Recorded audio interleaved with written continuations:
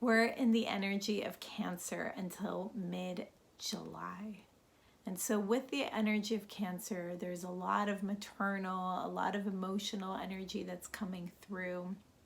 And that's symbolized through the archetype of the Great Mother.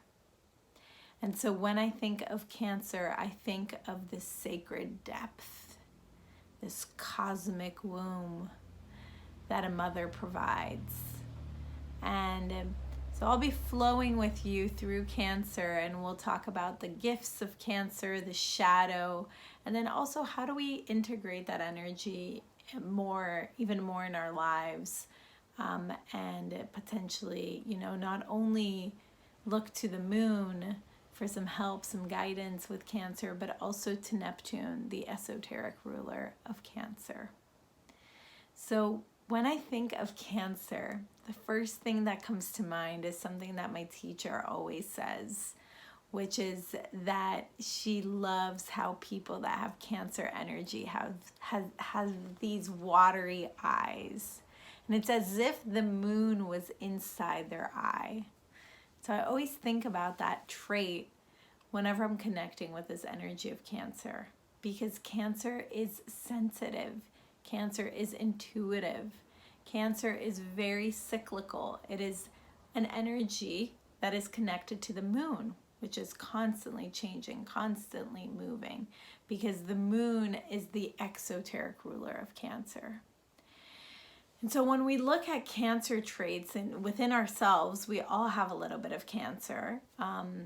It's important to look at places where we're really caring, where we're really sensitive towards ourselves and others, where we're very protective of our tribe. Cancer rules the 4th house, which is all about home, family, ancestors, the past. And so the sense of tribe, the sense of memory. And oftentimes there can be this melancholy towards Cancer because they very clearly remember the past. They experience the past, and those memories are with them. And this also adds to this sense of imagination that Cancerians have. Now, what's really beautiful about Cancer is that Cancer is the crab. And so the crab lives in land and in sea, in between both. And so with Cancer, what its ability is that it can stay in land, that it is grounded, that it is rooted, that it does feel secure in land. It wants the home environment, right? That's very grounded in a sense. However, it also can be very intuitive, and it can very much, let its emotions take them and guide them where they need to go. And so with the Cancer energy, you're working with both water and earth, and they're creating this beautiful cyclical movement for you to feel the vastness of life as you walk through life. And you're not only just being practical and staying in your confines, but you're also stretching your emotional boundaries and interrelating with other people and connecting. Now, the challenges that can come with Cancer is that Cancers feel a lot of things, and so they can take on a lot of energy from their surroundings. So it's important to notice what energy is yours, what energy is not, and then how is that energy affecting your mood. This is where we get the moodiness from Cancer, because it feels the whole cycle and the whole range of emotions. And so because they're very psychic towards these emotional energies, it's important to let it flow through you and not identify with those emotions as if they were your identity, your sense of self, because that's when the crab can close up and shut down and not let people in and be extremely overprotective. The other shadow of Cancer that I often think about is, there's of course this beautiful great mother archetype that is associated with Cancer. However, there's also the protective mother, right? That's also associated with Cancer. And I'm oftentimes reminded of Persephone's mother, Demeter. And Demeter was extremely overprotective of Persephone and didn't want to let her go into the underworld. And that ended up causing her much pain and suffering when she went to the underworld. And so I oftentimes think of that, that myth to remind myself, where am I being overprotective in my life? Where am I closing off my energy way too much and I'm not letting people in?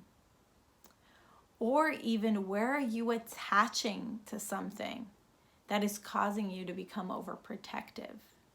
So I would think about that, where are you sensitive and protective and caring and nurturing, and where does this turn into overprotection, possessiveness, and attachment? Those are important to be mindful when it comes to the Cancerian energy.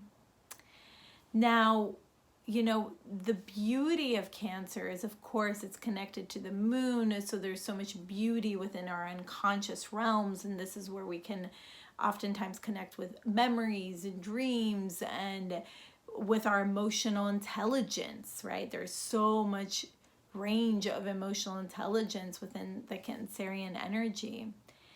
However, there's even, a step further from that, which is our connection to Neptune, which is the esoteric ruler of Cancer.